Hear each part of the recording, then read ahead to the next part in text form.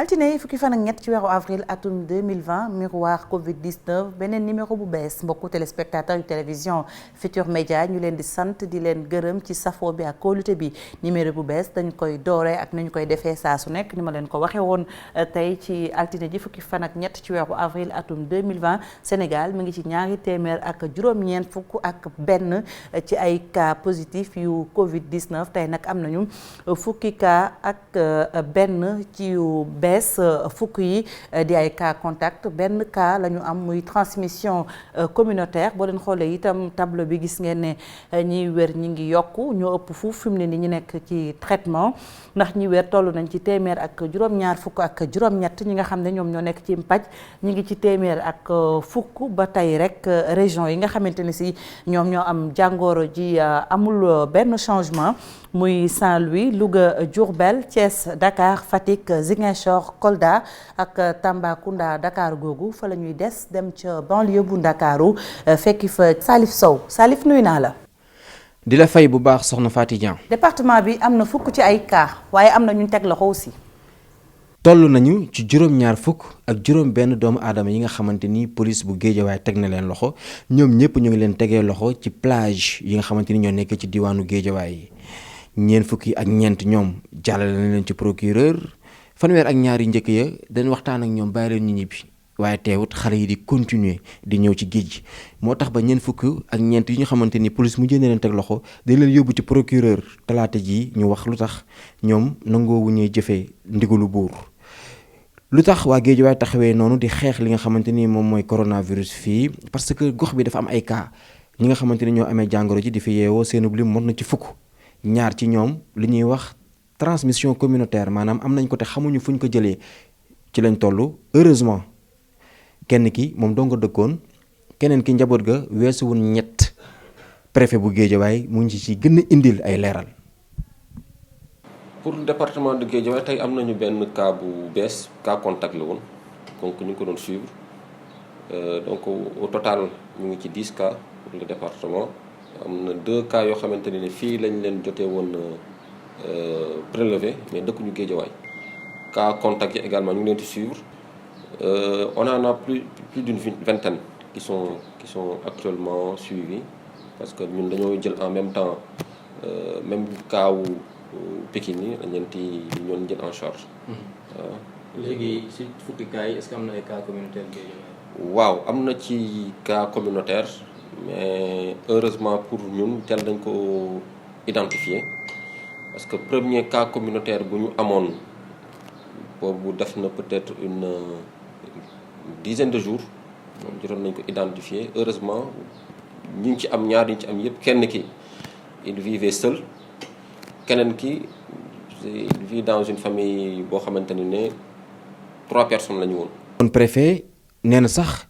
ci talaata gi dina dox wër ci yenn marché yu xool ndax tëj yi leen war a tëj ñu ngi koy respecté ci talaata gi tamit dina tàmbaliwaat fii ci diwaanu Géejawaay ànd ci ak sous-préfet beneen saupoudrage maanaam pompe dëkk bi ci yenn gox yu bëri war nañ ko commencé fi ñuy wax rond-point case bi dugg côté golfe sud bi lee waa Parcelles tamit dugg. côté jëm fi nga xamante ni moom mooy parcelle am na beneen 3e point boo xamante ni préfet bi bàyyi na ci xel bu baax mooy xale taalibe yi nekk ci mbedd yi ak it xale yi nga xamante ni ay fàkkamaan lañu te nekk ci mbedd yi lee jëlee leen ci mbedd bi opération boobu dinañ ko door ci nu mu gënee pasteefu ci fan yii di ñëw du yàggati dara lañ ñu xamal ndaxte réunion sax amal nañ ko ci bëccëgub altine tey jii ànd ceeg maire yi nga xamante ni mooy bu Sam Notaire maire bi nga xamante ni mooy bu Golf Sud ak yeneen maire yi nekk diwaanu Géejawaay Wakhinane Nimzatt Ndiarème Limamoulaye ba ci Médina Gounass ak ñi nga xamante ni ñooy président délégué de quartier yi ngir xale yi ñu jëlee leen ci mbedd yi leen ndaxte xeex bi léegi bëri suuf la ak coronavirus fii. mu doonoon Salif Sow ci banlieue bu Ndakaaru ñu des ba tey mbokk yi ci seen émission miroir Covid-19 dem ca diwaanu Njàmbur foofee itam lu toll ci benn ayubés rek ak lu teg moom Lougaloo am na ñaar fukki cas ak juróom yu Covid-19 foofee ca Njàmbur dañu fay fekki ku ñu naan Thierno Fall. jërëjëf soxna Faty kon ginnaaw bu ñu la nuyoo ba pare ñu ngi nuyu suñu mbokku téléspectateurs yi di leen jottali nuyoo waa Louga tey nag ñu dellu si comme ni ñu ko baaxoo di defee rek indi ab tënk ci tolluwaayu jàngoro ji di coronavirus nga xamee ni dimanche la duggoon fii ci région bu Louga rawatina fii ci commune bi nga xamee ni tey ginnaaw communication ministère de la santé wane na ni rek am nañu juróom-ñaari cas yu bees yu nga xamee ni rek day fekk si fukk ak juróom-ñett yi fi nekkoon di yóbbu commune bu Louga ci ñaar fukk ak juróomi cas yu nga xamee ni rek jamono yi ñuy wax ak yéen région bu Louga am na ko ci loolu sax dañ ciy déglu ki nga xamee ni si moo di docteur Senghor jiite région médicale bu Louga. tey en tout cas fi nga xam ne fa la juróom-ñaari cas positif yi am bi ñu defee lien bi c'est-à-dire bi ñu gisee ne que ni ñi amoon feebar bi kat am na ki nga xam ne ci ñoom da doon wàcc. ci kër gi di xëy donc li ñu njëkk def mooy lan mooy mettre en quarantaine kër gi bi ñu leen di mettre en quarantaine aussi li ñu njëkk def mooy nan la ñuy def ba waa kër googu également fi ñu leen def en confinement ñu mën a nekk à l'aise toppatoo seen yelleef également jéem leen toppatoo sur tous les plans parce que jox na leen ay masques pour ñu mën a protéger seen biir désinfecté woon nañu kër gi déjà jox leen ay gel hydroalcoolique ba pare toppatoo leen sur le plan nutritionnel mooy jox leen li nga xam ne lépp la ñu soxla ci ay dund ba pare nag assurer la sécurité kër gi mais également teg fa infirmier bi nga xam ne daanaka na leen mën a topp di leen saytu par moment donc loolu bi ñu ko defee donc ce qui veut dire que 7 cas yooyu te juróom-ñaari cas yooyu yëpp li ñu naan ñu nañ positif parce que kër gi yëpp la ñu prélevé woon bi ñu ñëwee positif aussi li ñu nemeeku mooy ñoom de jàngoro mi ngi ci ñoom feeñ na mais amuñu benn mandarga buy wane feebar bi parce que sëqatuñu seen yaram tàngul ñoom ñëpp nag daanaka loolu dafa am lu muy signifier lu bëri mooy lan mooy que ni ñun de maladie ñuy détecté à Louga ici donc nekk na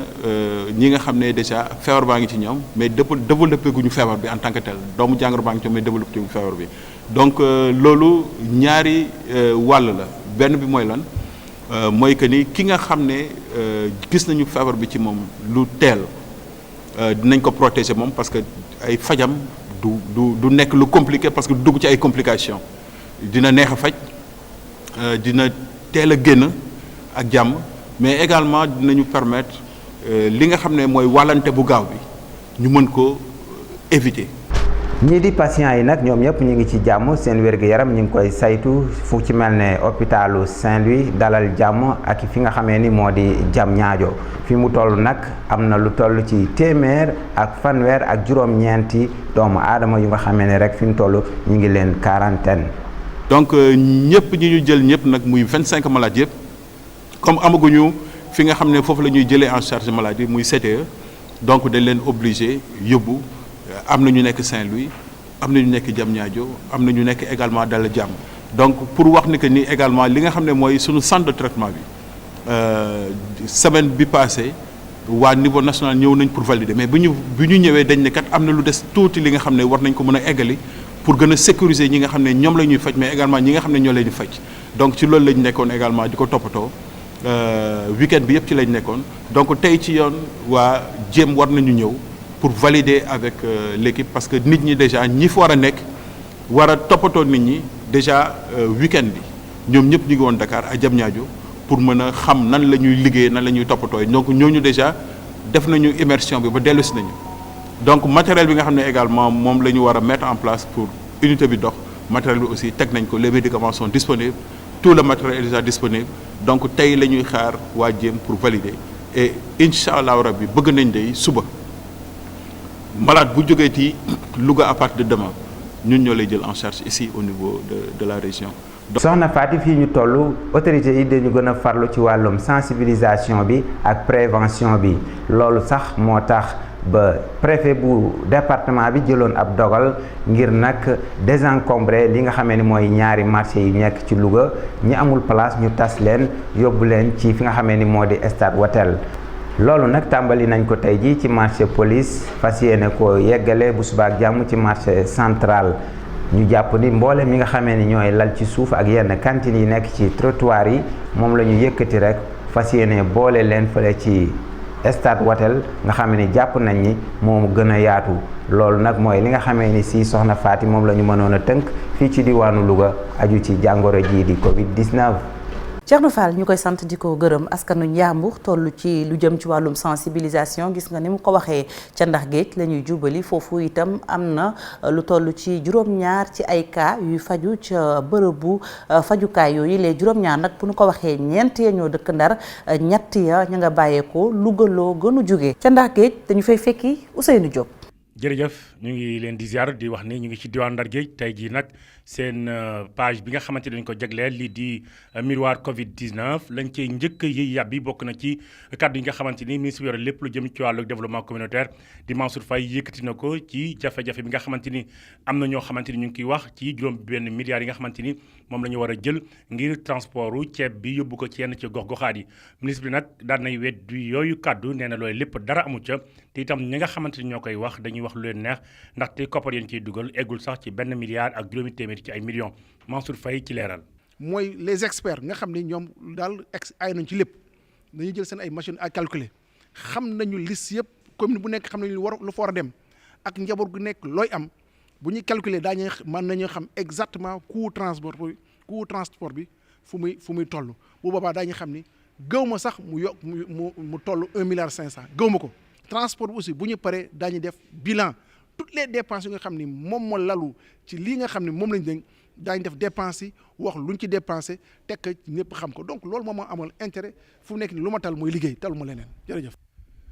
dellusiwaat ci Ndar Géej li ñuy wax nag jëm na ci wàllug ba léegi Covid 19 bi xam ngeen médecin chef bu région bu Saint-Louis ci ndaje bi nga xamante ni ñoom ak waa BP ñoo ko doon amal ngir ñu jàppale yenn ci district sanitaire yi waaye tamit hôpitaux yi nekk ci diwaan bi daan na ko yëyab bi wax na ñi nga xamante ni jamono jëlee ñoo nekk ci Ndar ñu leen di faj waaye tamit ñi nga xamante ni dañu nekk fële ca diwaanu Louga mu ne ñoo ñëpp nag dañu leen indi fii ci diwaan Ndar Géej ndax Ndar mooy bërëb bi nga xamante ni lépp lu nekk ci axe nord bi ay feebar yoo xamante jëm na ci wàllu coronavirus fii lañ leen di fajee docteur Seynabou Ndiaye moo ko daal di xamle. ñu war a wax ne Ndar fi ñu toll nii mooy centre de traitement axe nord maanaam malade yi am Matam yi am Louga am Ndar yëpp Ndar lañ leen di fajee fi ñu toll nii nag am nañ juróom-ñaar ñu fi ne ñett yi ñoo si jóge Louga vraiment ñëpp pour le moment seen état stable na. waaw mën nañu wax ne fi ñu toll nii daal ñu ngi suivre cas yi nga xam ne ñooy cas contact voyageurs yi tamit di suivre patients yi. li ñu si gën a mën a wax sax mooy dañuy ñaan askan bi mu gën a farlu ndax mbir mi seddagul fi ñu toll nii li ñuy woowee mesure barrière ak li nga xam ne distanciation bi la ñuy laaj ak toog seen kër gi. xam ngeen jamonoy coronavirus moom lu jëm ci aéroport yi daanaka seen liggéey sax du dox fële ci aéroport bu Saint-Louis moom service minimum lañ fay amal dem nañu seeti ki nga xamante ni mooy commandant bi moom daan na yiy yàbbi ci mbir mi waaye tamit jamono jii de nan la ñuy jàppale askan wi ci feebar bi nga xamante ni moom la ñu nekk ni le nañu jël mesures yu war yëpp pour mun a xeex feebar bi assurer aussi sécurité wala sécurité travailleurs yi. liggéey moom mooy le strict minimum la ñu def service bu nekk benn agent moo fay nekk ñi nga xam ni nag seen présence sax c'est pas obligatoire parce que amul vol amul dara dañ leen wax ñu toog seen kër yi. kon mu ngi noonu tey jëlee seen xarit Ousseynou Diop ak Habib Seck ñoo fi nekkoon doo leen présenté lu jëm ci wàllu seen miroir Covid 19 ci diwaanu Ndar Géej ñu leen di ñaanal jàmm itam di ko sàkku ci yéen. mu doonoon Ousseynou Diop toggal ñu ci diwaanu Ndar Géej ak li ko wër bu nu jugee Saint-Louis dañuy dem ca Tambacounda foofee itam limub ñi amee jàngoro ñu ngi yokk ndax juróom-ñaar lañu woon léegi toll nañ ci juróom-ñett ba noppi itam ñi nga xam ne ñoom ñoo jiite diwaan ba ñu ngi jël seeni matukaay tëj marché yi tànn ay bis ci biir semaine bi set setal ak lu ni mel. Moussa Oumar Gueye la ñu fekk ci diwaanu Tambacounda salaamaaleykum. maaleykum salaam ci Tambacounda gouverneur Omar Mamadou Baldé mooy président comité régional gestion des épidémies dafa am ay dogal yu ñu jëloon ñu ni alarba bu jot ak dimanche bu jot dañuy tëj marché bi loolu nag tàmbali nañ ko ñu wàcc sur le terrain ànd ak ñoom ci marché central bu Tambacounda ginnaaw bi ñu ànd ak ñi nga xam ne ñoom ñooy waa service régional d'hygiène ñu indiale waa Croix-Rouge ñu def pulvérisation ngir xeex lépp lu jëm ci wàllu coronavirus. xam ngeen gros porteurs yi. mi arrêté bi ministre jël chauffeur la ak apprenti am ay nit ñu mel ni man di ne am naa cabine ci ginnaaw am na ñu soxla voyager ñu taxé leen di leen jéem a nëbb ci ginnaaw jàpp nañu ci juróom-ñaar donc nañu xam ne pour Tamba moom stratégie boobu pexe boobu nañ ko bàyyi mu daal. am naa moto xam naa ay piste dérobée yaakaar naa benn takk der du fa nekk loolu it bi ko comité de sécurité bi yégee jóg na ci suñuy équipe embuscade fi mu nekk ni immobilisé nañu 417 moto ci évaluation bi ñu def démb lépp jox naa commandant mu dem jëndi ay cadenas ci quincaillerie mu cadenassé moto yi ba ñu passé vraiment période bi parce que même su fekkee da nga leen ne ñu fay taxé leen li yoon wax 12 000 francs dañ la koy fay léegi demaat jël ñaari nit fayloo ku nekk 30 000 ci benn voyage ñu am 60 000 ñooñu donc mesure boobu la ñu jël te ci la ñuy continuer nañu xam ne yoon piste dérobée yépp ay équipe embuscade ñu ngi leen di xaar li gën a am importance d'abord mooy dalal xelu nit ñi les 7 malades juróom-ñaari malades yi ñoo ngi fii ci suñu centre de traitement ñoo ngi ci jàmm ils se portent bien am nañu yaakaar sax MCR que bientôt ñenn ñi commencé wër ñu seet ni ñu leen di delloo seen kër yi. ginnaaw loolu opérateur économique Mamadou Omar Sall bu Yellitaare Group nekk conseil spécial njiitu réew mi moom aussi bu ñu xoolee ci xayma ak tënk ñetti diwaan Tambacounda département bu Vélingara ak Kédougou mu génnee lu toll ci 20 millions ak ñett ci sunu koppar def ko wàllum ndimbal jagleel ko comité yi xeex lépp lu jëm ci wàllu coronavirus. moo tax tey jii ñu indi fi ay denrées alimentaires ba nga xam ne boo ko xaymee ci franc CFA mu ngi toll ci 23 millions total boobu région de Tambacounda 8 millions la ci moom. donc moom Mamadou Sall mu ngi ñaax population bi ñu respecter mesures yi nga xam ne président de la république dicté na ko mu ngi aussi ñaax population yi ñu respecter couvre-feu yi ñu bàyyi xel aussi corps médical bi en même temps bépp mesure ba nga xam ne ce sont des mesures répulsives pour xeex jàngoro bi aussi ñu di ko respecter donc ñu ngi leen di jaajëfal yéen presse bi aussi xam nañ seen liggéey tuuti wu ci lu ngeen xam ne bépp mesure bu ñu joxee rek yéen presse bi yéen a koy jotali population bi donc tey jii bu ñu nee corps médical dañ ci war a teg presse teg ci force de l'ordre. xanaa di gërëm kii di Amadou Diédhiou am su boodi moo ñu jàppale ci wàllu tournage réalisation Covid-19 ci Tambacounda. Moussa Oumar Gueye image yooyu ngeen gis ca diwaanu Tambacounda moom itam moo am ca diwaanu Thiès xam ngeen ne Covid-19 ba mu duggee ci réew mi ba tey lu jëm ci wàllum cet ki dañ koo gën a yokku daal di nag pulvériser li nga xam ne moom mooy mbedd yi loolu la ñu fekk ci diwaanu Thiès xam ngeen ne Thiès moom ay cas Covid-19 am ñu ngay wàññeeku ndax jamono ji ñu àddoo ñu ngi ci ñaar ci ay cas ca Thiès dañu fay fekk ki ñu fa toogal Cheikh Anta Diop. jërëjëf ñu ngi lay fay bu baax dellusiwaat fii ci diwaanu Thiès tey jii nag dañoo fas yéene dem marché central bu Thiès ginnaaw nag ni ko waa service d'hygiène waxe woon ginnaaw bi ñu tàggatee ñi nga xamante ne ñoom ñooy seeni agent ñu dugg ci marché bi jaar fu mel ni Patastène jaar gaar ba jaar fi nga xamante ne sax hôpital Saint-Jean-de-Dieu la doon fa def nag ay saupoudrage génn seen oto yu mag yi seen matériels yi ngir mën a nag aar dëkk bi pompe ko ngir nag bépp virus boo xamante ne mi ngi naaw mu mën koo faagaagal loolu nag li ñuy jëkk a dem di marché central bu Thiès ànd si ak capitaine Idrissa Ndiaye mi nga xamante ne moom moo jiite brigade d'hygiène bu Thiès. service d'hygiène bu Thiès nga xam ne naam tàmmale woon na maanaam di pomper biir dëkk bi mu ne nañu gën a maanaam dugal encore suñu loxo si pompe yooyu donc loolu tax na sax ba ñaari fan a ngi nii ki nekk si bopp service d'hygiène bu Sénégal ñëw na fi lancer officiellement opération de désinfection yi donc loolu bu ñu ko defee service d'hygiène si boppam day dugal loxoom si li ñuy wax prévention secondaire donc mu nekk loo xam ni maanaam dicté niveau national à travers maanaam ministère de la santé et de l'action sociale digal la tamit donc pour ñu mën a arrêter li ñuy wax chaîne de la transmission donc à part li ñuy pomper noonu donc dañuy continuer di wax nit ñi dañuy xool maanaam lu am solo si wàllum jikko yi jëmale ko ñoom seen bopp li ñuy wax règle d'hygiène individuelle mais jëmale ko aussi si mbooloo bi yaakaar naa ne bu ñu ko defee service d'hygiène bu Thiès continuer di pomper biir dëkk bi yaakaar naa ni loolu nga xam ne nemmeekuñ ko fii si diiru fukki fan dañ continuer vraiment di am résultat yu mel noonu. lii lañ leen indiloon ci ay xibaar miroir Covid-19 fii ci diwaanu Thiès ñu ngi leen di jox dig daje suba ak jàmm. Cheikh Anta Diop ñu koy sant bu baax di ko gërëm naka noonu Sey Latir mi féete ci wàllum caméra bi ci diwaanu Thiès kaay bu nu jógee Thiès dañuy doxantu ci biir réew mi dem ba Saloum fekk fa Ibrahima Diame xam ngeen ne bu ñu waxee xeex Covid 19 ñëpp ci dugal seen loxo ci diwaanu Saloum Ibrahima Diame la ñu fay fekk ne ñu taskatu xibaar yi ñoo fa aye ci xeex jàngoro Covid 19 Ibrahima. soxna Faty tey jii nag dañu ñëw préfecture bu Kaolack ndax journalistes yi ñoo aye ñoom nag dañu ne. Au-delà du rôle d'information et de sensibilisation bi ñuy joué dañu rek contribuer d'une autre manière ci xeexu coronavirus bi la moo tax ñu andi seen ndimbal cotiser seen biir bi am as tuut ñëw andil ko préfet bu Kaolack ñu déglu ci kii di Awa Thiaw di chef de station Sud FM Kaolack. dañu ñëw ci wetu préfet pour gunge suñuy doom suñuy rakk ñi ñuy tuddee convention des jeunes reporters du Sénégal section bi nekk fii ci Kaolack ñëw gunge leen ci ñoom ci seen bopp ñu dugal seen loxo ci xeex bi nga xam ne moom la ñuy xeex li ñu tuddee Covid 19 te jamono ji ñu gis ne lëmbaaje na àddina bi defoon nañ ko ci en terme de sensibilisation di yee askan wi ci naka la ñu war a def pour moytu waaye dañu ni loolu rek doyul ndaxte mbir bu dee dem soxla yi day soppeeku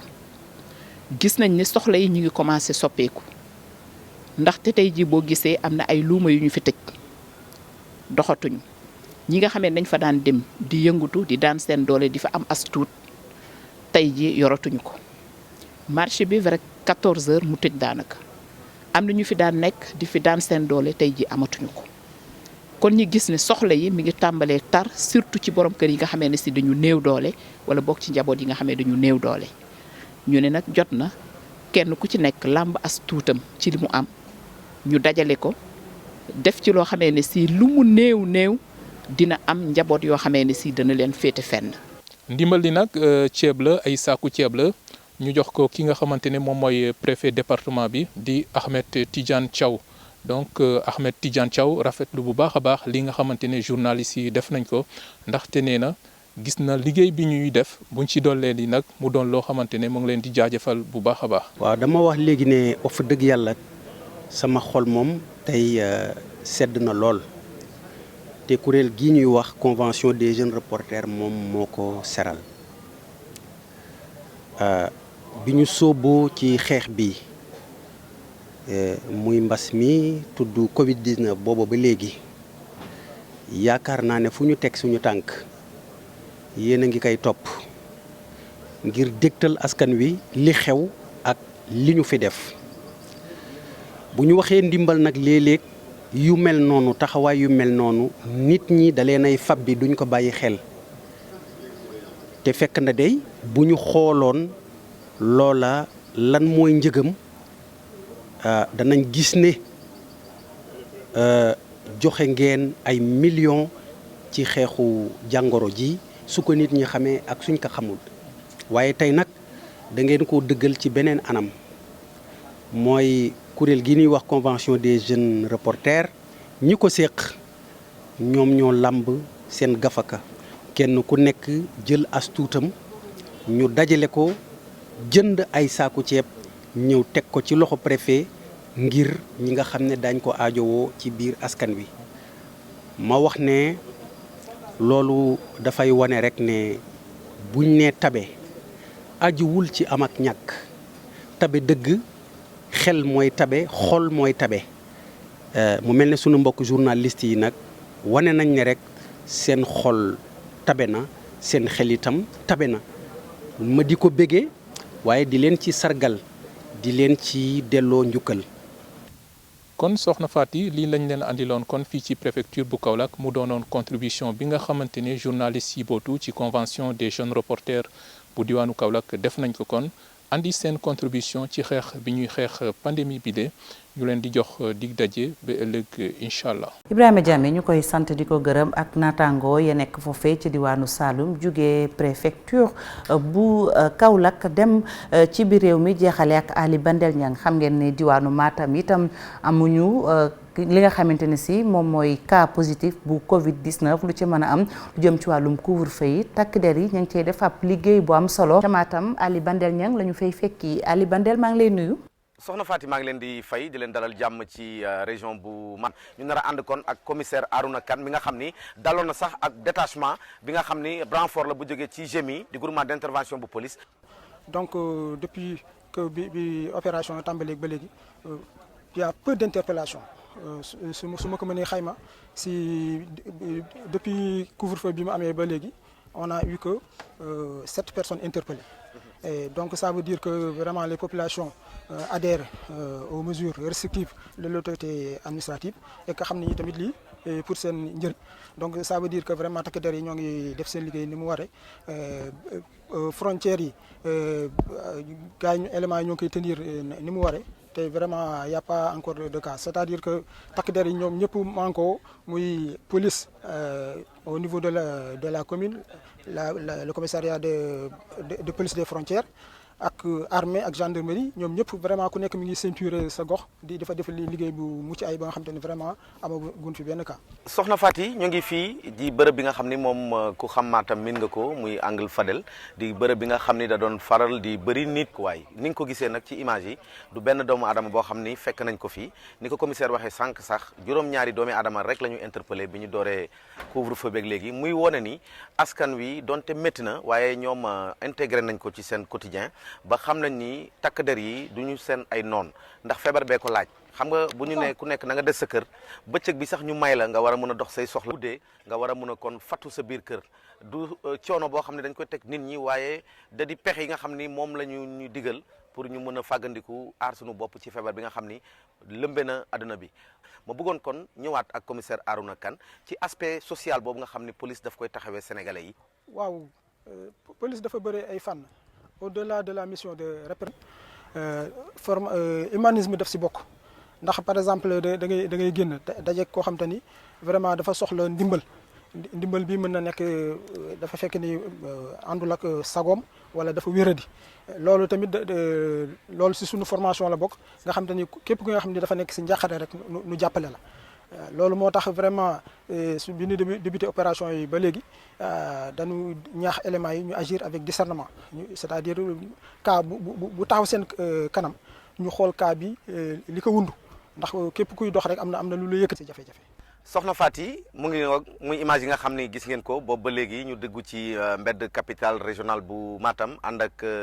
police nationale di waa commissariat urbain ak benn détachement bu GMI gis ngeen ni na ko commissaire bi waxee woon rek firnde li mooy image yi ngeen gis du benn doomi aadama lu dul ki nga xam ne léegi lañ ko fekk mu yore moto xam naa ne bokk na ci ñi guddee wàcc rek gaa ñi jàpp nañ ko gis ngeen anam itam bi ñu ko jàppee amul benn violence maîtriser nañ ko jàpp nañ moto bi dugal nañ ko ci biir oto bi. waaw li may dénkaane askanu Sénégal mooy ñu sàmmonteeg ndigal yi autorités yi joxe. tere yi ni tere ñu sàmmonteeg moom te tamit lépp luñ leen digal ñu def ko mooy le port du masque ñuy jëfandikoo ndox ak saabu di raxasu fu nu toll wala suñ ko amee tamit gel hydroalcoolique ñu koy utiliser te tamit sàmmonteeg digle autorités yi ba jéggi frontières yi di dem foo xam te ni amul na si ndigal wala di fi jógee naan dañuy jéem a tukki di dem yeneen i gox. soxna Faty ñoo ngi leen di gërëm di leen sant di gërëm mbokku téléspectateurs yi nga xam ni tey jii amoon nañu kontaan lool seddoo ak yéen moment yi nga xam ni moo jëm ci wàllu couvre-feu ba léegi kon nag soxna Faty ñu joxante dig daje ëllëg ak ñeneen yi nga xamante ni laale nañu ci sunu xeex bi ñu sumb ngir daan corona. Ali Bandel Niang ñu koy sant bu baax di ko gërëm sant itam sunu téléspectateur yi ñuy seetaan ci miroir Covid 19 ni ñu koy baaxoo di defee saa su nekk laata ñuy tàggoo rek ñu fàttali leen xibaar yi gën a fës ci bés bi muy sunu tableau bi tey altine fukki fan ak ñett ci weeru avril atum 2020 Sénégal am na fukki cas ak benn yu Covid 19 fukki yi cas contact la benn bi jóge nag ci transmission communautaire maanaam li ñuy wax saa su nekk ki ko am xamul fi mu foree jile jàngoro lu jëm nag ci limub ñi wér fi mu ne ni ñu ngi toll ci téeméer ak juróom-ñaar fukk ak juróom-ñett ñi nekk ci wàllum traitement ñu ngi toll ci téeméer ak fukk. Sénégal am ñaari décès ak kenn itam ku ñu jële fii yóbbu ko dëkkam. boo xoolee itam carte Sénégal xam ngeen ne région yi mu laal ba tey dara soppeeku ci ñu ngi ci juróom-ñeent ci ay région yu amee jàngoro ji di Covid-19 muy Ndar Géej Louga Lo Ndakaaru Thiès Kaay Njaareem Fatick Ziguinchor Kolda ak Tambacounda noonu lañ koy defee saa su nekk jaajëfalaat encore une fois sunu correspondant yi ci liggéey bu rafet bi ñuy liggéey jaajëfal itam sunu équipe technique bi di leen jaajëfal mbokk yi encore une fois ci safo gi ak kóolute gi dig daje ëllëg ci kàttanu yàlla ci beneen numéro Miroir Covid-19